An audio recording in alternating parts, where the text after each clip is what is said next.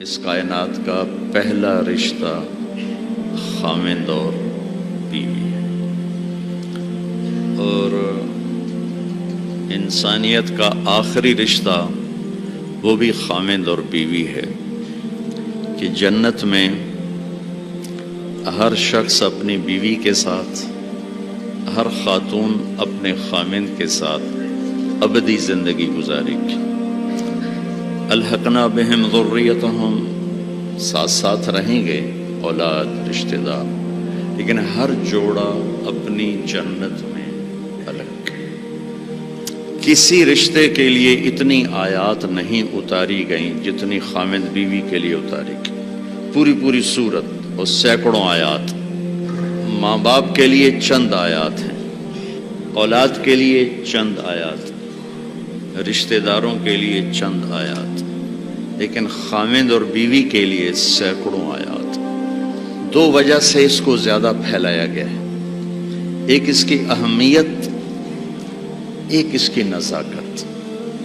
اہمیت یہ ہے کہ یہ بنیاد ہے، یہ اگر ہل گئی تو سارا معاشرہ ہل جائے گا، اور نزاکت اس لیے ہے کہ کوئی رشتہ ٹوٹتا نہیں، ماں بیٹے کا، ماں بیٹی کا، باپ بیٹے کا، بھائی بھائی کا، بہن بھائی کا رشتہ ٹوٹتا نہیں، خاوند بیوی کا رشتہ ایک بول پہ ٹوٹ جاتا۔ تو اس لیے اس کو محفوظ رکھنے کے لیے قرآن نے مضامین بیان کیے۔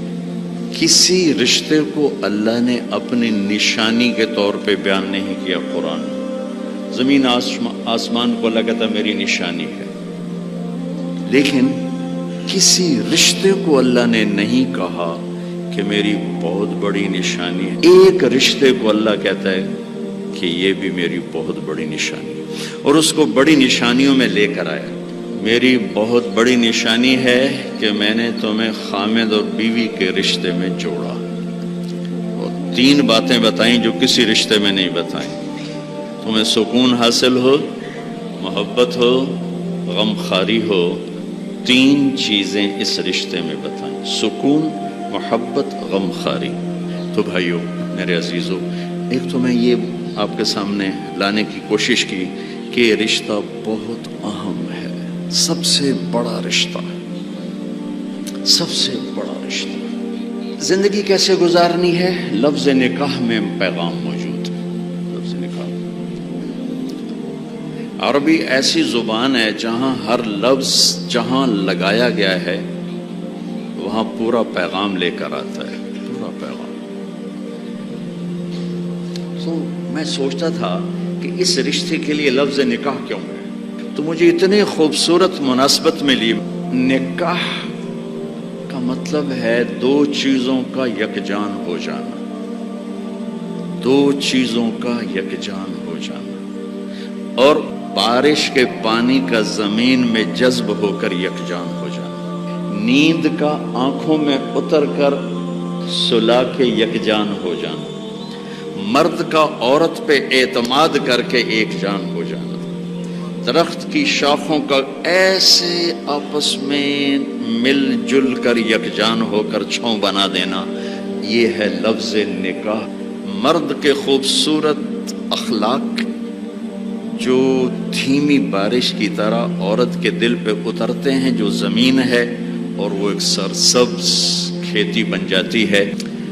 دھیمی بارش والے اخلاق اپناؤ، تمہارا گھر آباد ہوگا۔ اخلاق بارش کی طرح ہیں اور بیوی زمین کی طرح ہے، اس کا دل تمہارے اخلاق سے متاثر ہو، نیند کا آنکھوں میں اتر جانا اور سلا دینا۔ تمہارے خوبصورت رویے تمہاری بیوی کو اتنی سکون کی زندگی دیں کہ وہ چین کی نیند سوئی چین سے اٹھے۔ کتنے گھر ٹوٹ گئے شک کی وجہ سے، شک۔ نیک پاک بیویوں پہ شک کرتے کرتے کرتے طلاقیں ہو گئی۔ ایک مزاج ہے، اس کے لیے عالم غیر عالم کی بات نہیں ہے، ایک مزاج ہے۔ اگر تربیت نہ ہو تو یہ اپنے گھروں کو تباہ کر دیتے، چاہے عالم ہو، چاہے بادشاہ ہو، چاہے دیندار ہو، چاہے دنیا دار ہو۔ بیوی کے فون چیک کیے جا رہے، کتنے فون کیتا ہے، کتوں فون آیا، کتوں میسج کیتا ہے، کتوں میسج آیا۔ یہ ایسے الو ہیں کہ اپنا گھر تباہ کر کے بیٹھ جاتے ہیں۔ اعتماد کرنا، اعتماد دینا۔ اور چوتھا مطلب ہے شاخوں کا جڑ کے چھاؤں بنا دینا، جس کے نیچے نسل پروان چڑھتی۔ خاوند بیوی کے خوبصورت رویے اور اخلاق جو یوں مل کر ایک چھاؤں بناتے ہیں اور اس چھاؤں میں اگلی نسل پروان چڑھتی ہے۔